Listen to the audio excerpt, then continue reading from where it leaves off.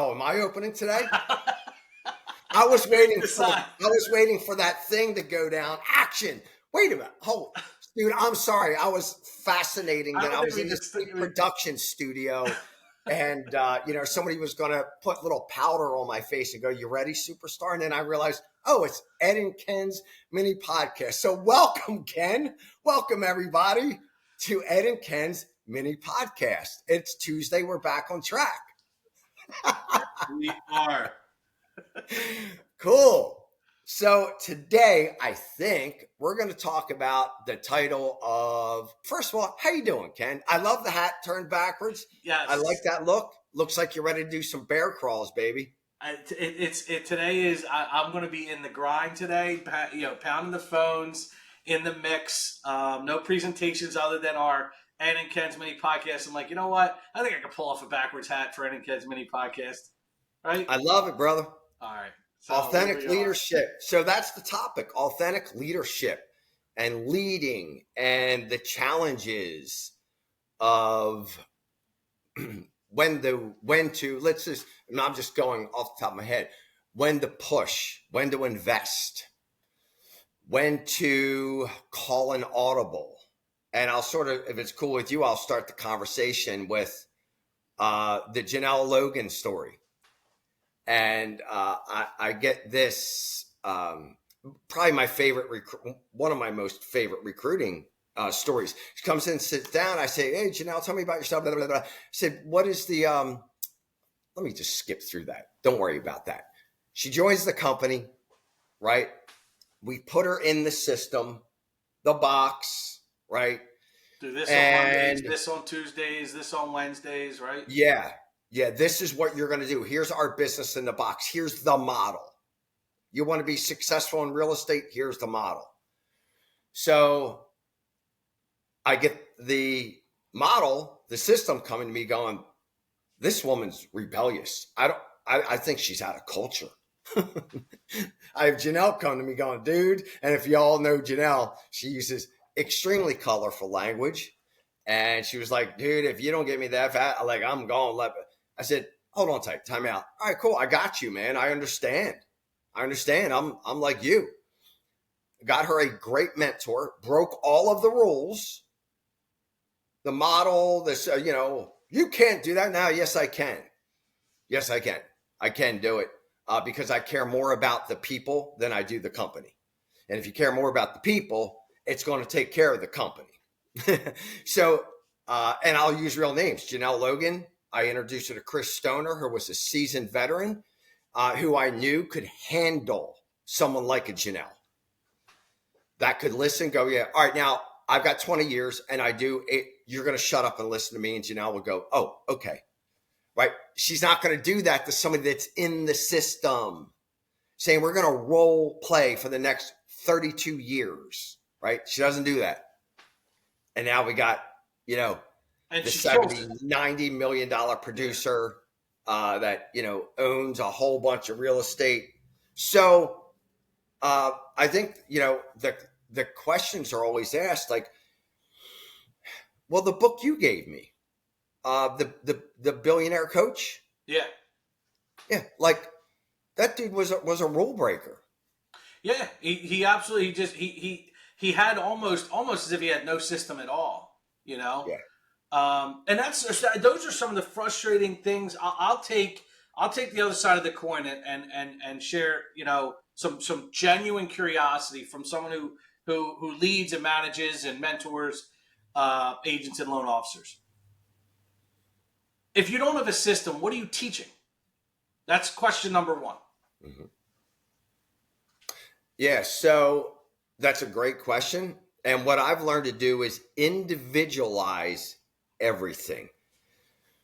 Just my opinion, and it's from my experience, that we forget that we're dealing with human beings.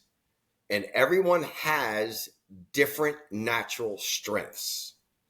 So, and I've come to just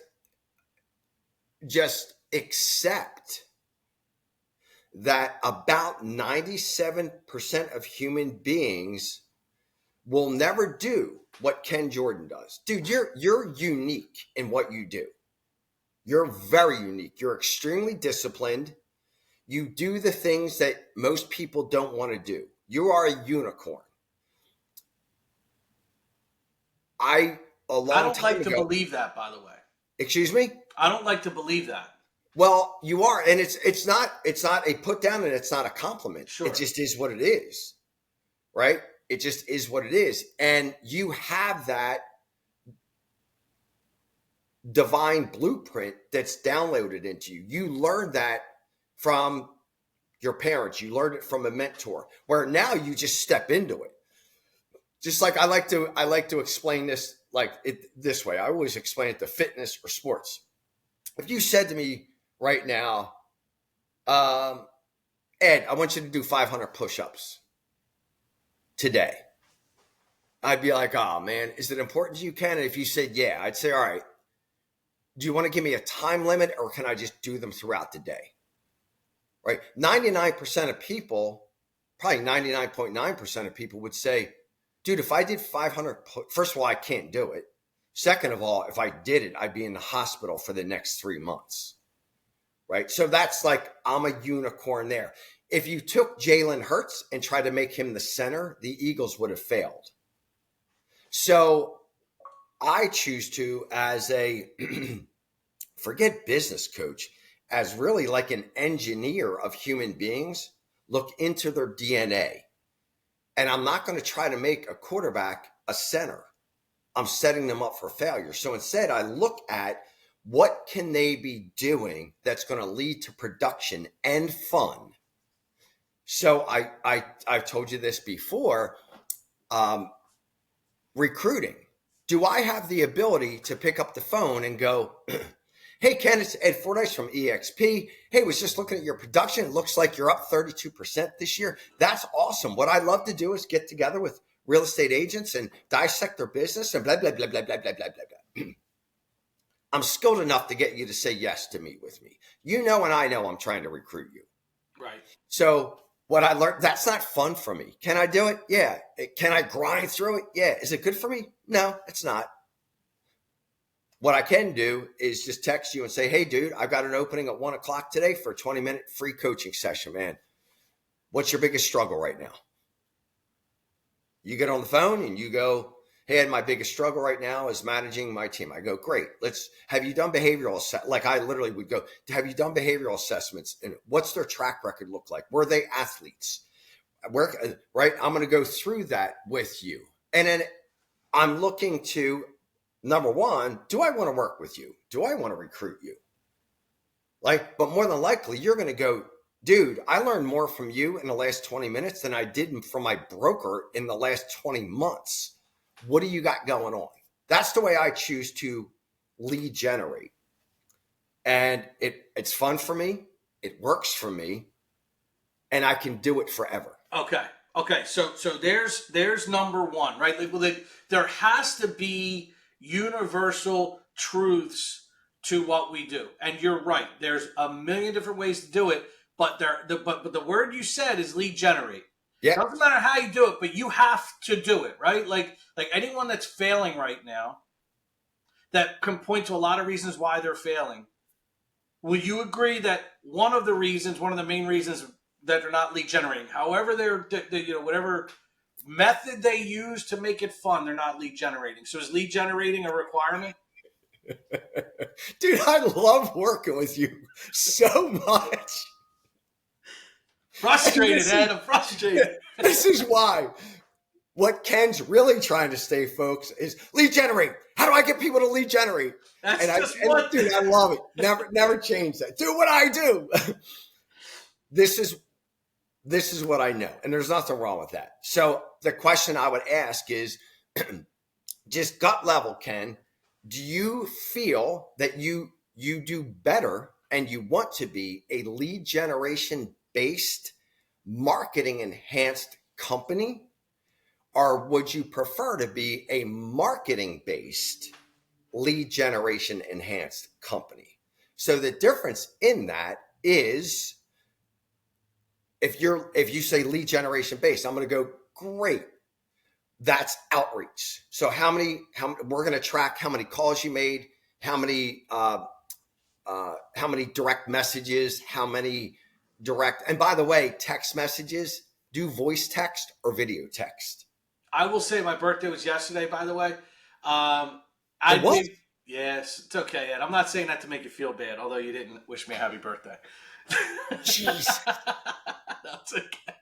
So I got a lot of text messages, a lot of Facebook. I got one video and one phone call that wasn't my kids. So I will say, and it absolutely the video worked. It made me feel good, and I think you're right. Like in lead generation, the video and voice text messages, I think are leveling it up. That's good stuff.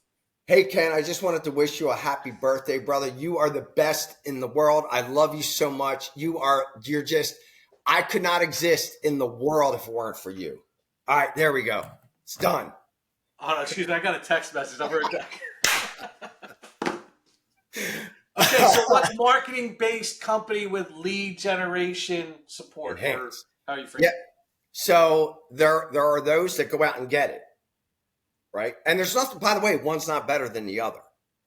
So I always tell the story of the $121 million producer who her lead generation, her attraction, her marketing was going to her kids' soccer games. She had 4 kids. They all played soccer and they all play like, 4 games each a week. And she would just talk to the people there. That was her total lead generation model, right? Or marketing model. So the difference is marketing based would be, I'm putting this out there. Hey, gang, it's Coach Ed. I'm starting the Inspired Tribe. It's launching on Thursday, May 1st, 10:30 to 11:30. If you want more info, type I'm in. Bam. I get a bunch of IMs. I then reach out after I did a marketing-based campaign. Then I reach out and I go, hey, Ken, it's Ed. Saw you're interested, man. Tell me what you would want to get out of this 90-day journey. You're going to answer, and I'm going to go, great. I'm going to send you the 3 options. I'll see you Thursday. That suits me. Now, can I call you and say, hey, Ken, what's the biggest challenge in your business right now? Well, I don't know if you've heard of my B5 method, and I'm starting this. Would you like to be included in it? Can I do that? Yeah. I operate a lot better. My brain, I get the endorphins, the dopamine. When I start getting I'm in. Tell me more. I'm like, yeah, man, let's go. I get excited. Even just talking about it, I get excited. So that's what I believe real leaders need to tap into. But to your point, it does not matter at the end of the day. Doesn't matter how you did it. How many contacts did you make? How many conversations did you have? I call it vital signs. We have to have vital signs. The most important vital sign is for real estate agents and loan officers, I would guess, what does your pending pipeline look like? If you say, Ed, in the next 90 days, I have 72 settlements scheduled. I'm going to go, great, dude, there's nothing wrong with Your heartbeat. Go. If you say, well, I have one, but it's my aunt's cousin and we're not sure, and that's 90 days out, I'm going to go, oh, okay, we need to dig into now. That's not a good in our world. It's pipeline and credit pulls. Like, we have it's some of the higher conversion ratios on credit pulls is like, hey, if you pull 10 credits, you're going to probably close anywhere from 2 to 4, depending on where you are in your conversion, ability. But yeah, our vital signs when it comes to production is credit pulls and pipeline. When it comes to generating the business, right? All of those are the effect. Credit pulls is the effect. Mm-hmm. Contracts is the effect. What the cause of those is, it's harder to put the vital signs on that, I think. Mm-hmm. Right, but it's just effort. It's work. Right. It's the lead generation. It's the marketing. Whether it's marketing based or lead gen based, but it's the collisions. It's the it's the conversations. And I think that's where a lot of folks don't have the patience or the persistence to continue those efforts. Either they are very impatient and they work really hard for a short amount of time, or and they don't see the results, or they're so patient that they're not really putting in a lot of work, figuring, oh, it'll come, and then it never does. I call it becoming actively patient.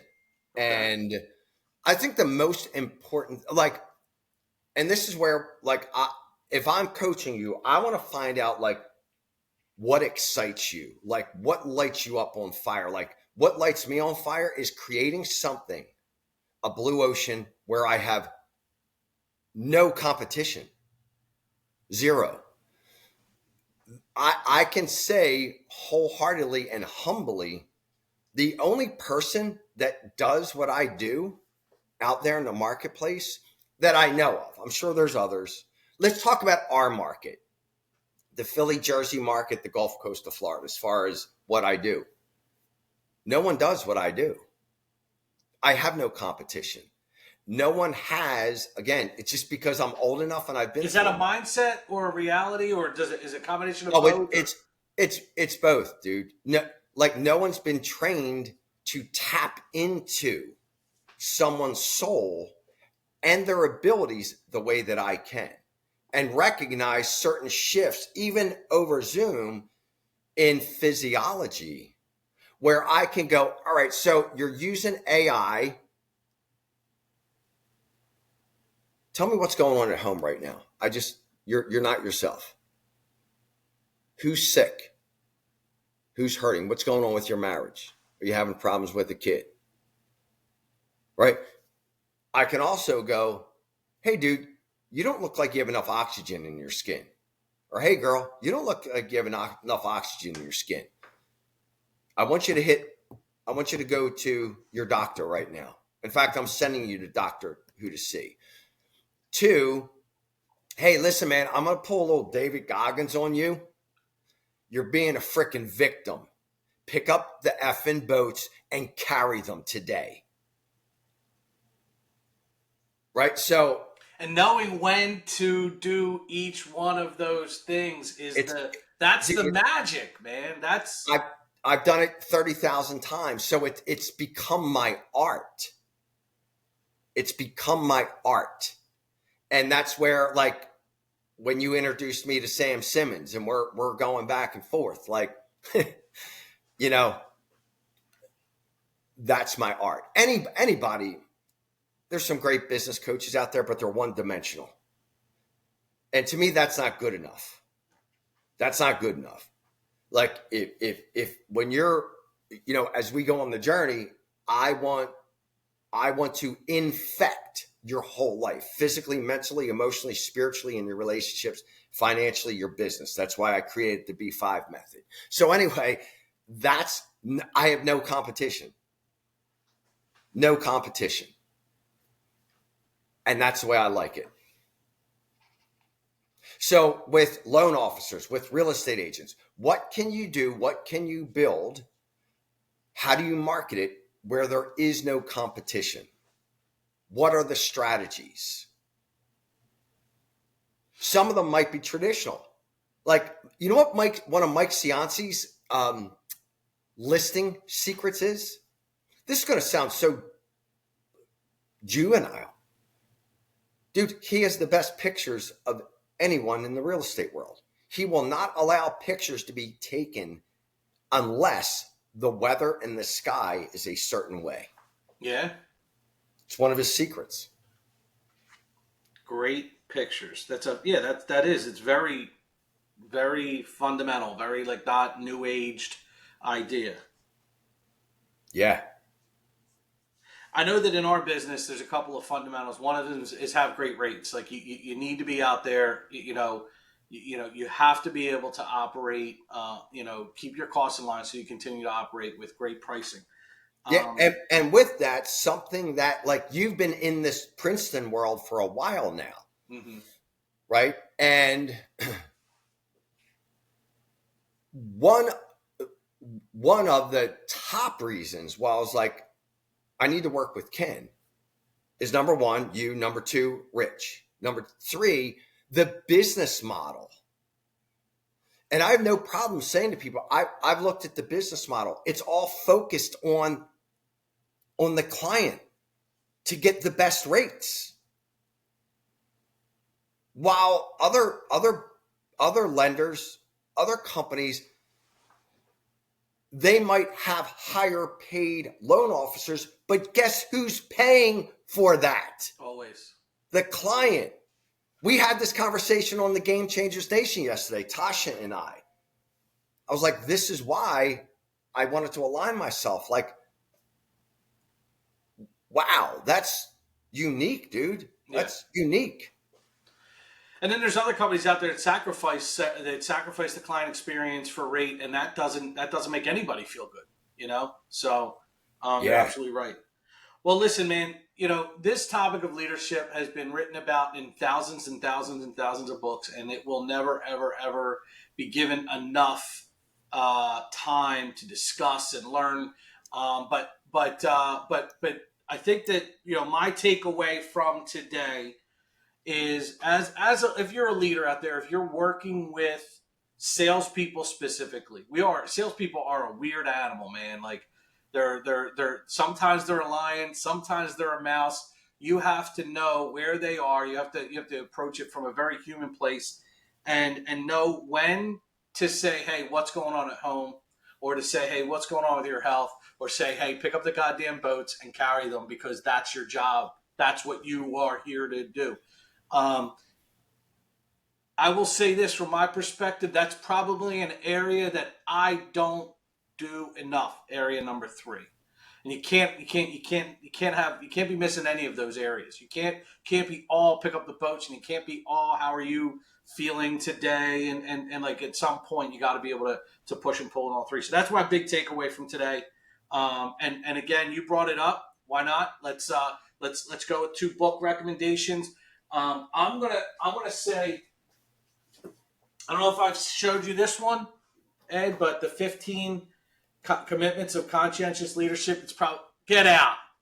No, I don't have it, but I was looking at it the other day. I thought you had it in your hand. I'm like, you're gonna hold up the same book? That's my book reco for the day. What do you got?